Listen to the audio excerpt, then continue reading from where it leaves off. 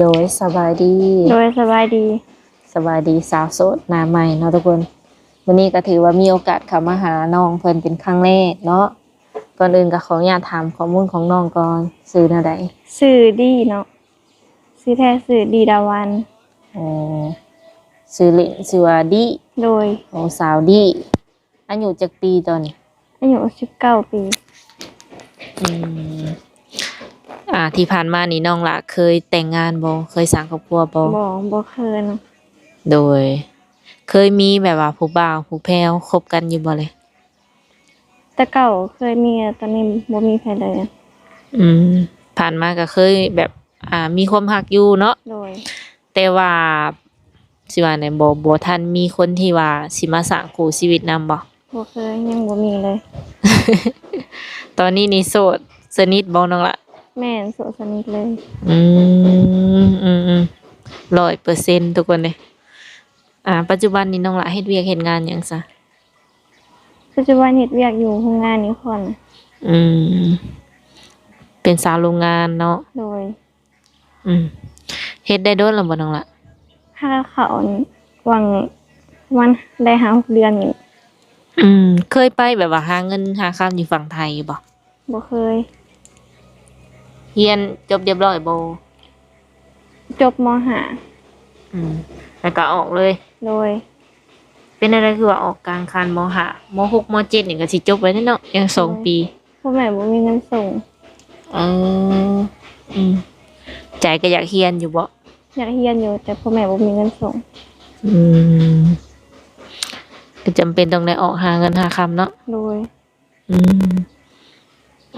โดยคือไปเฮ็ดงานกับแบบได้6 เดือนนั่นเลยเนาะคือเรียนจบนี่ตั้งแต่เรียนจบนี่ได้ประมาณจักปีแล้วซะตั้งแต่เฮาออกจากโรงเรียน2 ปีนี่แหละตอนที่ว่าออกจากโรงเรียนนี่ก็เฮ็ดหยังซะตอนทวีจังได้มาเข้าโรงงานนี่นะเฮ็ดเวียกช่วยแม่อยู่เฮือนอ๋ออืมเลยมื้อนี้นี่ถือว่าพักผ่อนบ่แม่นวันอาทิตย์เนาะแม่น คันว่ามื้อปกติหรือว่าเขาเวียกเขางานปกตินี่อาทิตย์หนึ่งเพิ่นจะพักอยู่จักมื้อน้องล่ะพักแต่มื้อวันอาทิตย์มื้อเดียวอืมเงินเงินเดือนก็พอใช้พอจ่ายอยู่บ่มันก็พอแก้คัดไปได้มีเงินเก็บเงินโฮมอยู่บ่เลยบ่มีเลยหาเงินอยู่บ้านนะพอได้แต่ใช้จ่ายในชีวิตประจำวันบ่แม่นพอได้ใช้บ่คิดอยากไปเฮ็ดงานอยู่ฝั่งไทยบ่น้องล่ะก็อยากไปอยู่แต่แม่เพิ่นบ่ค่อยสบายเพิ่นอยู่ถ้าพ่อได้ซะน้องล่ะพ่อเพิ่นเมื่อบ้านอ๋อแต่ว่าถ้าพ่อกับถ้าแม่ก็ยังอยู่นำกันติแม่นขออนุญาตถามน้องล่ะมีอ้ายน้องจักคนเป็นลูกสาวเดียวเนาะบ่มีอ้ายบ่มีน้องบ่มีลูกสาวกกก็อยู่นี่เนาะสาวหลาก็อยู่นี่จังพ่อจังว่าบ่อยากไปไกลแม่เพราะว่าเพิ่นมีลูกผู้เดียวทุกคนเอ้ยเนาะแต่แบบถ้าพ่อถ้าแม่นี่เพิ่นก็มีอาชีพบ่น้องล่ะเพิ่นก็เฮ็ดแบบเขาก็เฮ็ดอันนี้เฮ็ดหยังเฮ็ดแบบพวกตีขูเฮ็ดสังกะสีรับจ้างตีคุแม่นเฮ็ดเป็นหน่วยคุนี่บ่แม่นเฮ็ดทั้งพ่อทั้งแม่เลยแม่น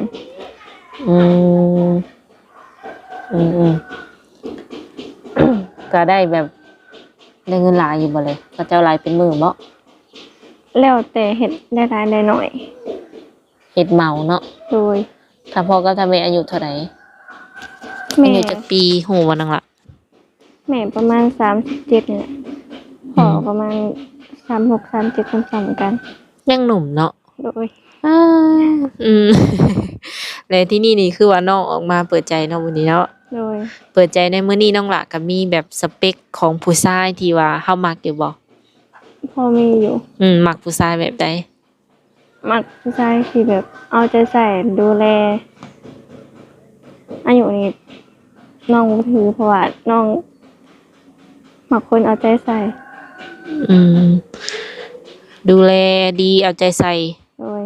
ฮักแพงน้องประมาณนี้ โดย อายุน้องบ่จำกัดอีหลีบ่ แม่น สมมุติว่าน้องรับได้และพ่อแม่เฮาสิรับได้บ่สมมุติว่าเฮาคบกับรุ่นใหญ่กว่าเฮาแบบ หรือว่ารุ่นพ่อรุ่นแม่เฮาหยังสิ30กว่า40 50จังซี่ พ่อแม่น้องเราบ่ค่อยสิแบบถือพวกอายุปานใดเพราะว่า เขาแล้วแต่น้องสิเลือกหั่นน่ะ อืม เออดีเนาะ ถ้าลูกมักแม่ก็มักนำ เอา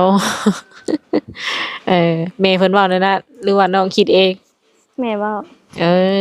ใครแน่ซะเนาะหนุ่มๆเฮาก็มี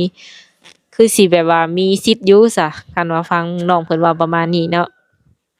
คนที่สิเข้ามาร่วมกับน้องนี่อยากได้คนที่ว่ามีอาชีพการงานเฮ็ดบ่หรือว่าชาวไร่ชาวนาพ่อค้าชาวขายนี่ก็มักอยู่ อยากได้แบบใด ได้เบิด อ๋อเออๆขออนุญาตถามเด้อมื้อหน้ามื้อในเนาะสมมุติว่าเฮามีสามีเนาะเพิ่นอยากมาแต่งมาขอเอาไปอยู่นำจังซี่นะไปเป็นภรรยาเพิ่นจังซี่เอาไปอยู่เฮือนเพิ่นนำน้องหละไปบ่ ถ้าตกลงกันแบบว่าทั้งฝ่ายเฮาและฝ่ายเขาโอเคก็อาจจะ ไปได้ โดย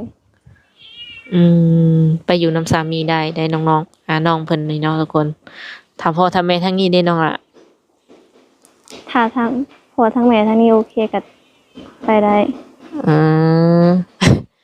อ ยังบ่ทัน100%เนาะ โดย ต้องได้ลงกับท่าพ่อท่าแม่ก่อนว่าเพิ่นสิอนุญาตให้ไปบ่ว่าซั่นเนาะ ทางในใจนี่คันเพิ่นให้ไปก็ไปอยู่ได้เนาะไปอยู่ได้แล้วว่าน้องล่ะ ได้ เรื่องเวียกเฮือนเวียกซ่านเฮ็ดเป็นบ่ เป็นเบิดเลย โอ้กับข้าวกับน้ำเฮ็ดเป็นซุอย่างบ่ แม่น เออหลักๆแล้วอยู่เฮือนน้องนี่ไผแบบเป็นเฮ็ดไผเป็นคนเฮ็ดแนวอยู่แนวกิน ส่วนหลายสิเป็นแม่ อืมขออนุญาตถามเด้อไปเวียกนี่จักโมงหาจักโมง ถ้าไปเวียกตอนเช้าก็ตื่นแต่5 โมงไปเวียกเผื่อฮอดเพิ่นก็เผื่อก็7 โมงเลยเลิกเวียกคันบ่มี OT ก็4 โมงแลงคันมีก็6 7 โมงเลิก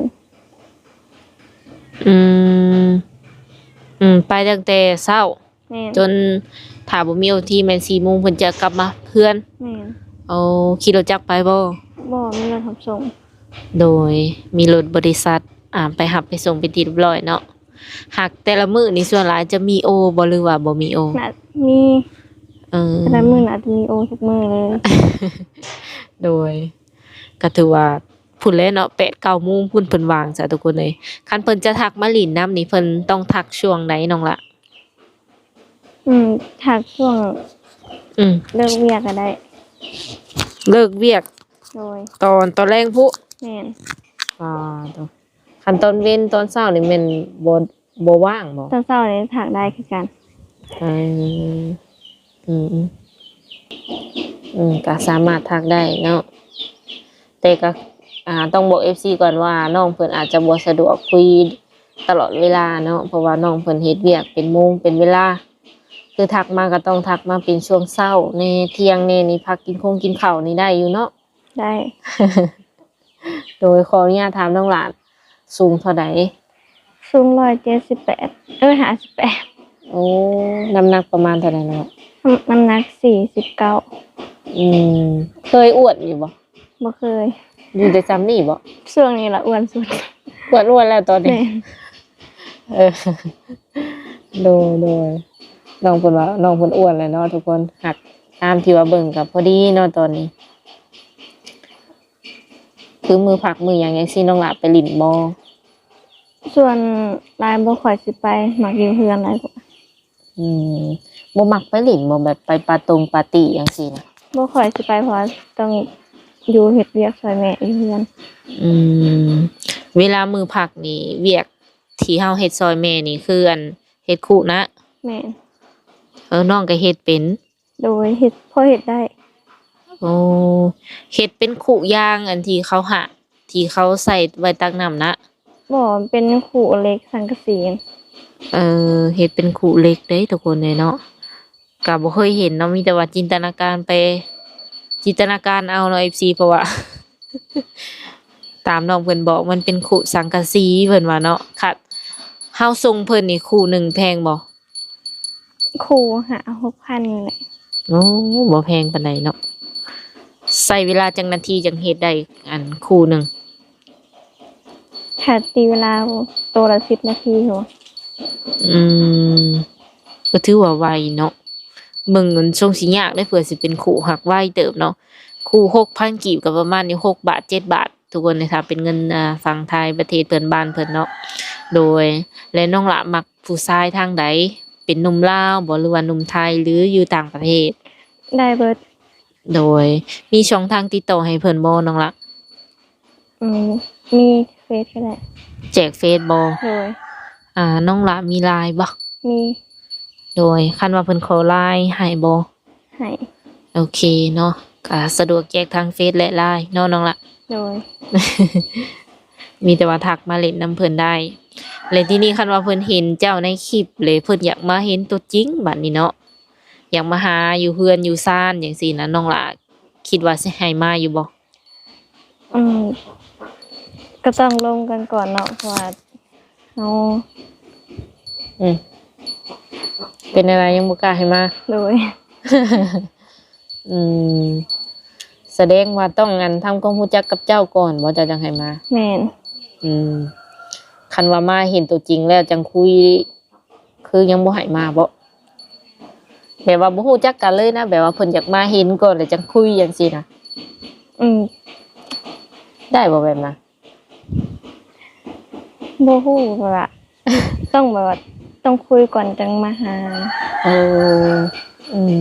น้องเพิ่นอยากทำความรู้จักก่อนเนาะอยากอยากอยากเคยก่อนจังให้มาหาประมาณนี้เนาะ FC โดย โดยคันว่าให้ทางเฮาพามาเลยน้องเพิ่นบ่สะดวกเด้อเนาะแจ้งไว้ก่อน เป็นอะไรคันว่ามาเลยหั่นนะแบบบ่บอกอะนะสมมุติว่าสิมาแล้วมาโลดจังซี่นะบ่บอกเจ้านี่ เฮา เป็นอะไร ยังบ่รู้จักเขาเจ้าเด้ อืมย่านบ่หรือว่าแบบใด มันก็บ่ได้ยากแต่เฮายังบ่รู้จักบ่ฮู้ว่าสิเฮ็ดโตจังได๋ เฮ็ดโตบ่ถูก โดย ทำตัวทำตัวไม่ถูกแบบประมาณนี้เนาะ แม่น จักสียิ้มจักสีหัวจักสีวาไม่ไรไปสิ ก็แม่นความน้องเพิ่นเนาะทุกคนก็ต้องเรื่องเคยไว้ก่อนบัดทำมาจังพอได้มีแนวเว้าแนวจากันเนาะ แม่น คันว่าเห็นกันแบบคุยกันแล้วอย่างซี่นะเพิ่นนัดให้น้องไปลิ้นอยู่ฟังมุกดาหารอย่างสิไปดูตัวเนาะไปเบิ่งตัวจริงกันอย่างสิไปได้บ่อยู่ฝั่งมุกดาหาร ได้ถ้ามีคนพาไป ให้หมู่หรือว่าให้อันคนที่สนิทไปนำบ่ โดย อ๋อมีหมู่อยู่ติน้องล่ะ มีอยู่ โดยหมู่ที่ไว้วางใจได้มีบ่ พอมีอยู่ ถ้าว่ามี FC เพิ่นให้ไปลิ้นเนาะน้องล่ะก็ส่วนคนที่ว่าน้องไว้ใจให้ไปนำ โดย ครั้งแรกเด้เนาะคันว่าครั้งต่อไปก็แล้วแต่น้อง สิไปผู้เดียวบ่หรือว่านั่นใดอันแล้วแต่เนาะ โดย เคยไปแบบเคยไปอยู่ที่ฝั่งมุกดาหาร เคยไปอยู่ ไปเที่ยวบ่หรือว่าไปเวียก ไปเที่ยว อืม ก็คือชีวิตของน้องเพิ่นก็บ่มีหยังหลายเนาะตื่นมาก็ไปเฮ็ดเวียก วันเสาร์วันอาทิตย์แล้วนี่ก็เฮ็ดอิหยังก็เฮ็ดคู่ เฮ็ดแม่น ซอยพ่อแม่ โดย อืมโดยคันถาคบกันอีหลีเนาะแบบว่าสิว่าอะไรเพิ่นมาลิ้นจังซี่นะแลหมู่คู่เห็นเนาะหรือว่าอ้ายน้องเห็นแล้วก็จะท่วงว่าเอาคือเฒ่าแท้เนาะคือ เป็นหยังคือมักคนอายุหลายจังซี่นะเพิ่นเว้าใส่สมมุตินะคิดว่าสิบ่อายคนบ่ น้องบ่เคยอาย แต่ว่าแท้บ่ แม่น ถามน้องเพิ่นเองเด้เนาะ น้องเป็นคนแบบมักคนอายุหลายอยู่แล้ว อืม มัก เด้อ เขาจะเป็นผู้ใหญ่เขาเป็นผู้ใหญ่ของเขา มักอยู่บ่ผู้ชายแบบว่าโทรมาดุโทรมาเรื่อย ได้มัก ผู้ โอเคอยู่ ผู้ชายแบบว่าขี้หึงขี้หวงแน่กาได้เนาะ โดย มักเลยแม่นบ่ โดย โดยผู้ชายมีหนวดมีเคราน้องหลามักบ่ ก็ได้ไปอีกแบบ โดย ก็มักอยู่เนาะ โดย มีหนวดมีเคราแบบ การตามภาษาผู้ชายหั่นแหละเนาะ โดย ผู้ชายสูบยาเนาะหรือว่าบุหรี่ธรรมดานี่นะเนาะรับได้บ่ ได้ สรุปแล้วก็คือรับได้เกือบว่าเบิดทุกอย่างเนาะสูบยานี่หมายถึงบุหรี่ธรรมดา คืออนุญาตเนาะและมักอยู่บ่ผู้บ่าวแบบไปหลินไปเที่ยว ประมาณนี้ ถ้าไปเป็นบางเวลาก็แบบช่วงเทศกาลน่ะได้อยู่ถ้าไปคุมื้อก็บ่ไหว บ่มักปานใดบ่ โดย ถ้าเพิ่นเป็นพ่อห้างพ่อหมายมีลูกติดพร้อมเนาะบางคนรับได้บ่น้องล่ะ โดยรับได้ เคยเห็นอยู่ว่าผู้บ่าวรุ่นใหญ่ถามตรงๆเด้อ เคยเห็นอยู่ เป็นอะไรแบบช่วงที่รับได้แท้ๆเนาะ แม่น ผู้บ่าวรุ่นใหญ่30 40 50เคยเห็นเบิดแล้ว โดย เออน้องหลาบ่ได้มีโรคประจำตัวบ่ บ่มี แข็งแรงปกติเนาะ โดย ตอนนี้เจ้า19 ปีเนาะเจ้าคิดว่าเจ้านี่อยากสร้างครอบครัว อยากมีสามีเป็นตัวเป็นตนนี่นะตอนอายุจักปี มีคนเอา สมมุติว่ามีสิเอาเลยบ่ ถ้ามีก็ต้องคุยกันไปก่อน ถ้าตกลงกันได้ก็น่าจะโอเค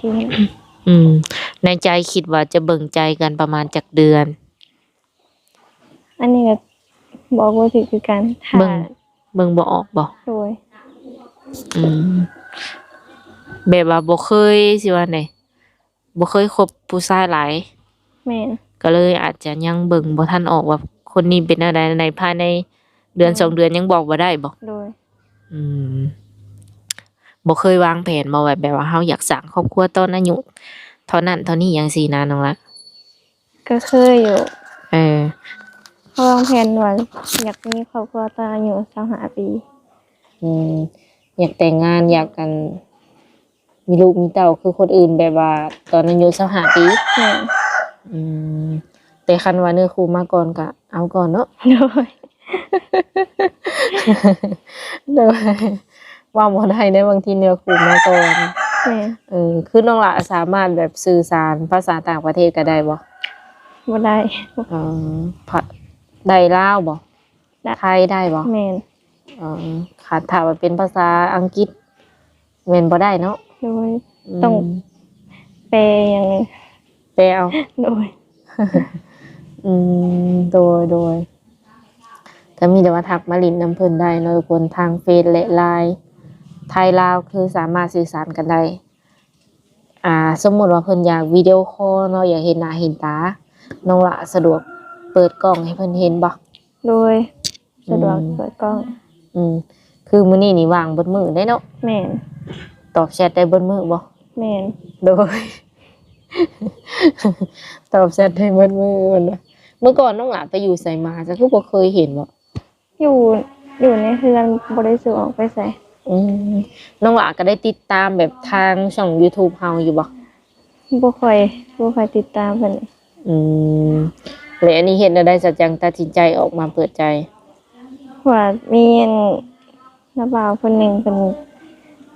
ถามเฮาว่าสนใจเปิดใจบ่ว่าน้ำหมู่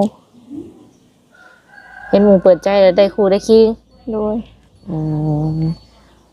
ได้ขับไปเบิ่งตัวจริงเลยบ่ตอนนี้ ยัง ยังบ่เห็นจังว่า YouTube เป็นแบบไรเขาเว้าหยังแหน่บ่อันนี้ก็คือแบบว่า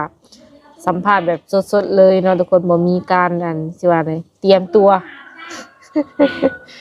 เป็นอะไรความรู้สึกน้องละตอนนี้ ตื่นเต้น ตื่นเต้นแน่เพราะว่าเป็นครั้งแรกเนาะ โดย ก็ถือว่าเก่งเนาะน้องละเพิ่นสามารถตอบได้เกือบว่าทุกอย่างนะออกมาจากใจจริงบ่ตัวนี้ แม่น เลยตอนที่ว่าเพิ่นถามแล้วเลยประมาณจักมื้อน้องหลาจึงตัดสินใจว่าลองเปิดใจหาครูเบิ่ง ตอนแรกเพิ่นถามน้องก็ยังว่าน้องฮอดบ่ได้สนใจซ้ำแล้วน้องแล้วถามน้องใหม่แล้วน้องว่าลองก็ลองเผื่อสิมีผู้นำเขา โดยหากอยู่บ้านแล้วนี่ก็มีแบบว่าผู้บ่าวไทยบ้านนี่มาจีบอยู่บ่ บ่มีเลย โอ้ไปโรงจักรโรงงานกับบ่มีบ่ผู้บ่าวโรง บ่ งาน มีเพราะว่ามีแต่ผู้หญิงอยู่ข้างใน คันผู้ชายขี้หึงขี้หวงนี่ก็คือหายห่วงได้เลยเนาะ บอนที่น้องเพิ่นเฮ็ดเวียกเฮ็ดงานนี่มีแต่หญิงล้วนบ่ส่วนหลาย แม่น อืมเวียกของน้องหลายเฮ็ดแบบใด น่าจะเป็นนั่น เฮ็ดทุกอย่างเลย อืม เขาให้เฮ็ดหยังก็เฮ็ดเลย เอาบ่มีหน้าเวียกของไปของมันบ่ มีแต่คันแบบว่าพระเจ้าอยากใส่ไปเฮ็ดนั่นเฮ็ดนี่ก็ไปอะนะ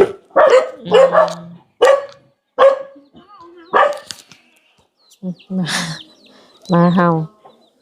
เฮ็ดเวียกนี่นั่งเฮ็ดบ่หรือว่ายืนเจ้าอยู่ในตำแหน่งใดตำแหน่งยืนเฮ็ดบ่ แม่นยืน โอ้6 เดือนเนาะเก่งเด้นี่ เดือนหนึ่งน้องหละได้เงินเดือนประมาณเท่าไหร่ ประมาณ3 ล้าน ประมาณ 5,000 บาทเนาะ 5,000 หรือว่า 4,000 กว่าบาทนี่แหละไป เงินบาทเดี๋ยวนี้ก็ขึ้นแน่เนาะ เดือนหนึ่งน้องละเพิ่นได้เงินอยู่ที่ 5,000 หรือว่า 4,000 กว่าบาท ได้เงินมาแล้วก็เฮ็ดหยังน้องละอันดับแรก ให้แม่เดือนใส่กับผู้ค้าตายกันสไลด์ให้แม่ ให้แม่เก็บไว้เลยบอก แม่น เหลือให้เจ้าของนี่ประมาณจักแสน เหลือไว้ล้านเดียว ให้แม่2 ล้าน เออก็มักแบบไปช้อปปิ้งแบบซื้อเครื่องสำอางเสื้อผ้าอยู่บ่ ไฟอยู่ อืม แต่ก็ต้องเบิ่งงบตัวเอง อืมต้องกะอีกแม่นบ่ แม่น อันนั้นแม่นรวม OT แล้วแม่นบ่ที่ว่าได้3 ล้านเนาะ แม่น อืมแต่ละเดือนก็ถือว่าขาอยู่ได้ อยู่ได้ แต่ยังบ่ถึงขั้นว่าสิมีเงินเก็บบ่น้อง แม่ ละ น หรือ แทบบ่มีเลย แทบบ่มีเลยว่าซั่น ตอนนี้น้องละมีหยังแหน่ที่ว่าเป็นของตัวเอง บ่มีหยังเลย อ๋อมีแต่ตัวกับหัวใจเนาะ โดย ตอนนี้ แล้วก็อยู่เพื่อนเท่าพ่อกับเท่าแม่เลย แม่น อืม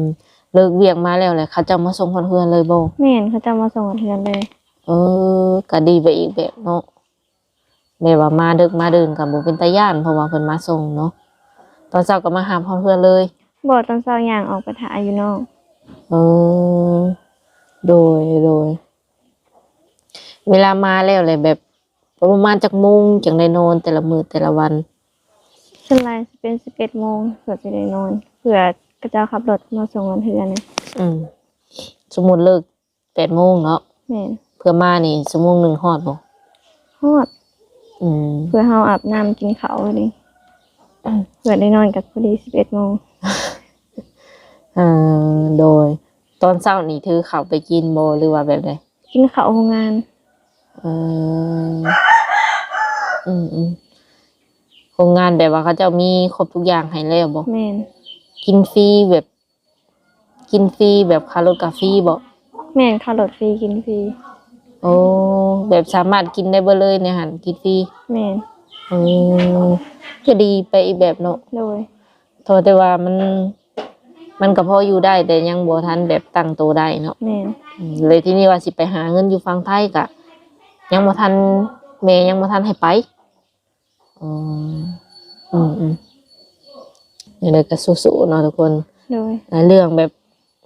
ขออนุญาตถามเพิ่มเติมเนาะเรื่องฐานะครอบครัวน้องละเด้เป็นประมาณไหนจัดอยู่ในระดับแบบว่าร่ำรวยบ่ปานกลางหรือว่าทุกข์ยาก ปานกลาง อืม พอมี โดย พอมีใส่ พอได้อยู่ได้กินอยู่ แม่น ข้าวน้ำซ้ำปลาแต่ละปีก็เฮ็ดอยู่บ่แหละ เฮ็ด ได้ข้าวหลายบ่